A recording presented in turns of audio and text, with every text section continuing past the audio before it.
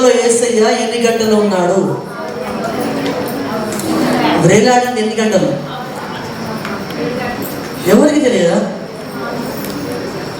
యేసయ్య సిలువలో 6 గంటల సేపు ఆ సిలువలో ఉన్నాడు. కూర్చోడానికి స్థలం ఉందా?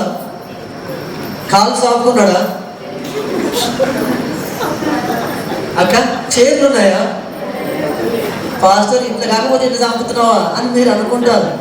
కానీ ఎటు చేసి కట్టాలనేది నా భావన. హల్లెలూయా. యేసయ్యకు స్థలము లేదు. కొంచెం మెడ వస్తుంది, వెనకాల స్తంభం కావాలని అనుకోలేదు యేసయ్య. 6 గంటల సేపు ఖచ్చితంగా ఆ సిలువలో వేలాడవలసిన అవసరం ఉంది.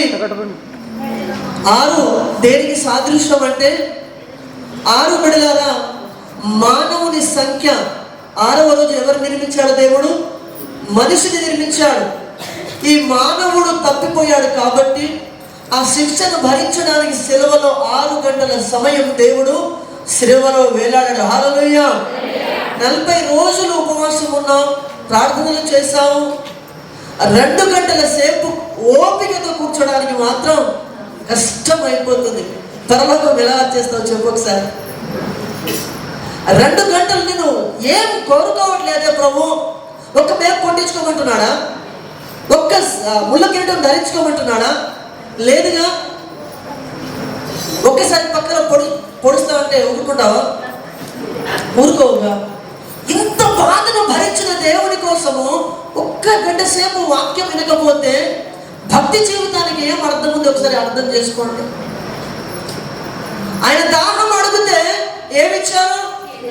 మీకేమిచ్చారు? ఇప్పుడు మినరల్ వాటర్ సగం తాగి పడేస్తారు బంగారు తల్లులు. ఎందుకంటే ఉపమానాలు ఇట్లా అలవాటుగా. నేను ఎందుకు ఈ మాటలు చెప్తున్నాను? మనం గాయపరచడానికి కాదు. యేసయ్య పొందిన బాధ మనకు ఎందుకు అర్థం కావట్లేదు? ఆ సిలువలో పలికిన ధ్యానాన్ని మనం చేసుకుంటున్నప్పుడు కనీసం మందిరంలో ఉన్నప్పుడైనా ఆ శిలువ ధ్యానం మనకు అర్థం కాకపోతే మన జీవితానికి ఏమైనా అర్థం ఉంటుందా? దయచేసి గమనించండి. నాతో కూడా నువ్వు ఎక్కడ ఉంటావన్నాడు ప్రభు? పరదేశంలో ఉంటావన్నాడు. బాధ్యతను అప్పగిస్తూ ఉంటున్నాడు యోహానుకు. నీకు బాధ్యత ఉంది. ఒక్క మాట మీరు అర్థం చేసుకుంటే మీకు అన్ని విషయాలు అర్థమైపోయినట్టే. ఒక మాట ఏం తెలుసా? యేసయ్య నేను రమ్మని పిలిచాడా?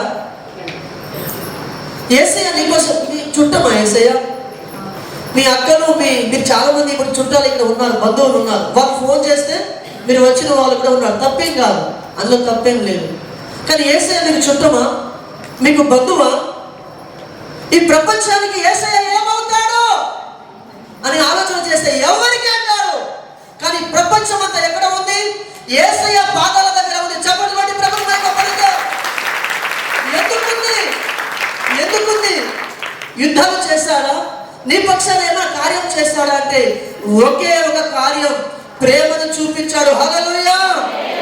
ఎంత ప్రేమను చూపించాడంటే నీ తల్లిదండ్రులు, బంధువులు, స్నేహితులు ఎవరు చూపించని ప్రేమను యేసయ్య చూపించాడు. ఆ ప్రేమ ఏంటిది? ప్రాణం పెట్టిన ప్రేమ. హల్లెలూయా. ఆ ప్రేమల గురించి ధ్యానిస్తున్నప్పుడు ఫోన్ చూడాలని ఎలా అనిపిస్తుంది? పక్కడితో మాట్లాడాలని ఎలా అనిపిస్తుంది? ఆ సిలువకు విలువ లేదా? ఎన్ని సంవత్సరాలు చర్చకి వస్తూ ఉన్నా భయం లేదా? కళ్ళ ఎదుట మనుషులను మనం చంపుకొని తమ్ముడు ఇంత చక్కగా చెప్పాడు, ఎంత కుక్కర్ల పెట్టి చంపేస్తున్నారు. ఎంత నవ్వుతారు కొంతమంది, హాహా నవ్వుకుంటున్నారు. భయం రావాలి. రేపు నా పరిస్థితి ఏమిటి? నేను తప్పించబడతానా? నా బ్రతుకు అర్థమేంది? ఇంటికి వెళ్ళని వారు చాలా మంది కర్మలో లాగిపోయారు. ఎందుకు నా ఇక్కడ ఈ రోజు నువ్వు మారుతామని ప్రభు ఎందుకు అవకాశం ఇచ్చాడంటే మారుతామని, బ్రతుకు మార్చుకుంటామని. కాబట్టి దయచేసి చక్కగా వాక్యం విన్నారు, బిడ్డలు చక్కగా వివరించారు. నేను ఎక్కువగా మీకు చెప్పను, ఆ మాటలు చదువుకుంటూ ముందుకు వెళ్ళిపోతాను. బిడ్డలారా, ఒక మాట నేను మీకు చెప్పి ముందుకు తీసుకెళ్తాను. కొన్ని నిమిషాలు జాగ్రత్తగా ఆలకించుదాం. దయచేసి ఎవరు డిస్టర్బ్ చేయకుండా త్వరగా అయిపోతుంది. 5వ మాట మనం ధ్యానం చేసుకుంటూ ఉన్నాం. 5వ మాటలో ఏముందంటే, ఏముంది? 5వ మాట సమాప్తమా? ఏముంది? దప్పికొనుచున్నాను. ఏముంది? దప్పికొనుచున్నారు. మీ అందరికీ తెలుసు కాబట్టి చదవాల్సిన అవసరము లేదు. మాటలో ఉన్న అర్థం కావాలి మనకు. అది అర్థమైపోతే మన జీవితానికి పరమార్థం ఉంటుంది. ఎన్ని మాటలు చెప్పినా, ఎన్ని రెఫరెన్స్లు చదివించినా మీకు అర్థం కాకపోతే ప్రయోజనం ఉందా? ఏమీ ప్రయోజనం లేదు. ఒక్క మాట చాలు, దేవుని మాట బ్రతుకు మారడానికి. హల్లెలూయా. ఇంకో మాట చూడండి, సిలువలో 7 మాటలు ఎంత ప్రాముఖ్యం ఉంటే ప్రపంచం అంతా ధ్యానిస్తుంది. ఈరోజు రాష్ట్రపతులు, ప్రధానమంత్రులు, దేశ నాయకులు తలవంచుకొని 7 మాటలు చక్కగా వింటున్నారు. మనకేమైంది? ఎందుకు వినమంటే ఈరోజు ఆ రూవి సెంటర్లో కూడా చాలా మంది ఎవరు చెప్తున్నారు, అక్కలు అన్నలు కొట్టుకుంటూ ఉంటున్నారు. అని ఎవరు కొట్టుకునేది? ఇది భక్తి జీవితం బిడ్డలారా. నేర్చుకున్న విషయాలే అందరికీ చెప్పాలి. అమ్మా సైలెన్స్గా ఉండు, అమ్మా జాగ్రత్తగా ఉండు. ఏం నేర్చుకుంటున్నాం? దేవుని మందిరంలో కూడా క్రమం లేకపోతే ఇంకెక్కడ క్రమం ఉండవో చెప్పండి ఒకసారి. దాహం అవుతే కొన్ని నిమిషాలు ఉండలేమా? నేనిచ్చు నీళ్ళు త్రాగువాడు నిత్య జీవం గలవాడు, వానికి ఎప్పుడు నేనిస్తే దాహం మీకు వేయలేదు. అలాంటి జీవజలపు మాటలు వింటున్నప్పుడు నీకు దాహం ఎలా అవుతుంది? నీకెందుకు దాహం అవుతుంది? అంటే నీ దాహం ఇది కాదా? వాక్య సంబంధమైన దాహం ఇది కాదా? నీకు ఏ దాహం ఉంది? పర సంబంధమైన దాహం ఉందా? ఈ లోక సంబంధమైన దాహం ఉందా? దాహం ఎక్కడికి తీసుకెళ్తుందంటే మనుషులు చంపుకునే స్థాయికి దాహం తీసుకెళ్తూ ఉంది. పక్కవారు ఎంత మంచివారైనా మోసం చేసే స్థాయికి దాహం తీసుకెళ్తూ ఉంది. ఎన్ని బంగ్లాలు కట్టినా ఇంకో బంగ్లా కావాలి. మనం ఇక్కడికి వచ్చినప్పుడు నాకులాగా అందరూ యవనస్తులుగానే వచ్చి ఉంటారు. నేను అనుకున్నాను, నాకు 2 లక్షల అప్పు ఉంది, తీసుకొని వెళ్ళిపోదాం అనుకున్నాను.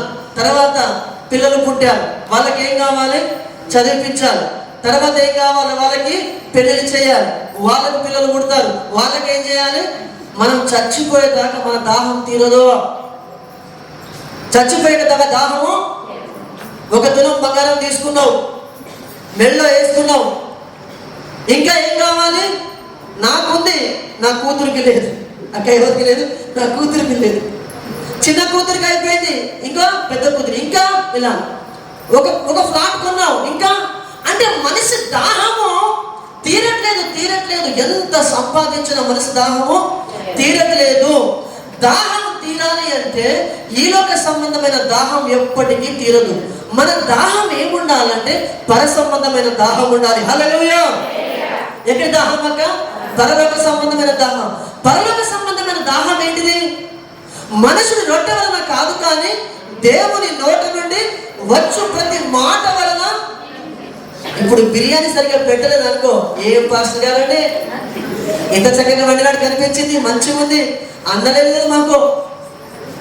తప్పు కాదు ఆహారం కోరుకోవడం. మనం ఆత్మీయ పిల్లలు, అందరికీ ఆహారం అవసరం. కానీ మన దాహం ఏముండాలంటే దేవుని వాక్యం మీద ఉండాలి. హల్లెలూయా. మన దాహం దేని మీద ఉండాలంటే బిడ్డలారా, ఇదిగో ఏదో సంపాదించాలని దాని మీద కాదు, కానీ ఆత్మల పట్ల దాహం ఉండాలి. హల్లెలూయా. దేని పట్ల? ఆత్మల పట్ల.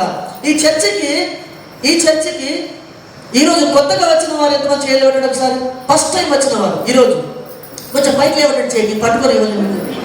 మొదటిసారిగా రైట్, చాలా మంది వచ్చారు, అందరూ పాతోలే, దేవునికి స్తోత్రం కలుగును గాక. అయితే మిమ్మల్ని ఎవరో ఒకరు తీసుకొని వస్తే మీరు ఈ మందిరానికి వచ్చారు. అదేవిధంగా నేను నా ఆశ ఏమిటంటే బిడ్డలారా, ఎవరో ఒక నూతన ఆత్మ. మీకు ఇంకో మంచి మాట చెప్తాను ఈరోజు.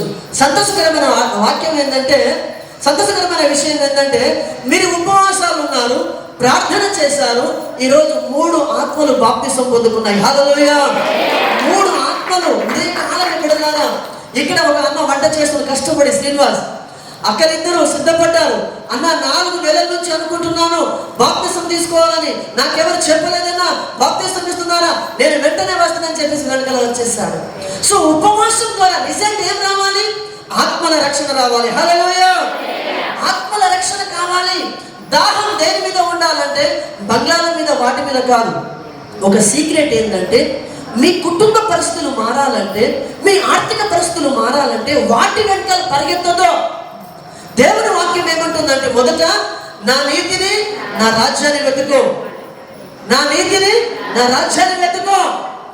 నా రాజ్యాన్ని ఎప్పుడు వెతుకుతావో నీ అక్కర్లన్నీ కూడా ఖచ్చితంగా తీర్చబడుతూ ఉంటున్నాయి. కాబట్టి దయచేసి ఈరోజు ఈ మాటలు వింటున్న బిడ్డలారా, మన దాహం ఏమై ఉండాలంటే ఇదిగో ఆత్మల పట్ల దాహమై ఉండాలి. యేసయ్య దాహం ఏంటిది? యేసయ్యకి ఏం అందించారు? చేదు చిరకని అందించారు. యేసయ్య దాన్ని స్వీకరించాడా? స్వీకరించాడు. ఈరోజు చేదు జీవితాన్ని కూడా ఆయన స్వీకరించి, ఆ చేదు బ్రతుకును కూడా ఆయన స్వీకరించి నీకు మంచి లైఫ్ ఇస్తున్నాడు. నీకు ఎలాంటి లైఫ్ ఇస్తున్నాడు? మంచి లైఫ్ ఇస్తున్నాడు.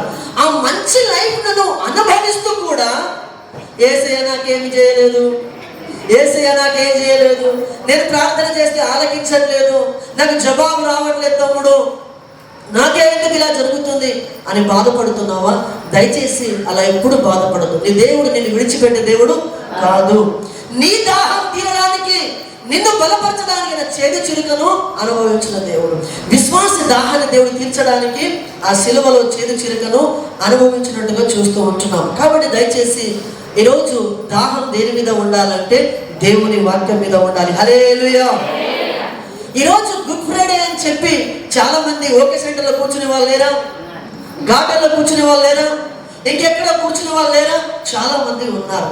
దేవుని వాక్యాన్ని మీరు ప్రేమించారు కాబట్టి ఎంత కష్టమైనా, ఎంత బాధ అయినా ఈరోజు ఆయన మాటలు కావాలని దేవుని సన్నిధికి పరుగుని వచ్చారు. దేవుని నామమునకు స్తోత్రం. హల్లెలూయా. దేవుడు ఖచ్చితంగా మీ హృదయ వాంఛలను తీరుస్తాడు.